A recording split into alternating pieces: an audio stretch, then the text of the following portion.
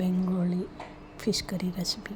3 tablespoon కసకసాలు, 3 టేబుల్ స్పూన్ల ఆవాలు, 3 tablespoon yogurt, grate Nariyal,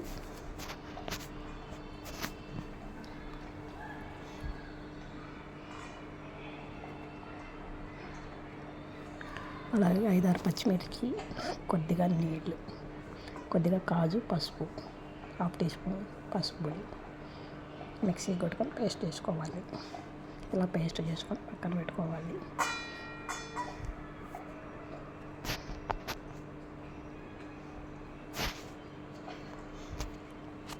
మనం ఒక క్యారీ తీసుకొని ఓపెన్ క్యారీ, ఆ క్యారీలో ఫిష్ అన్నీ సర్వ్ చేసుకోవాలి. ఇలా అన్నీ సర్వ్ చేసుకొని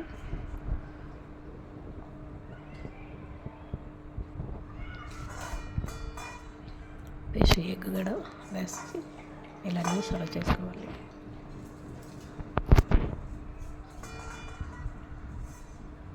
అలాగే మనం పేస్ట్ చేసి పెట్టుకున్న ఆ పేస్ట్ని కూడా వేసుకోవాలి. దానిపైన మనకు తగినంత మస్టర్డ్ ఆయిల్ వేసుకోవాలి.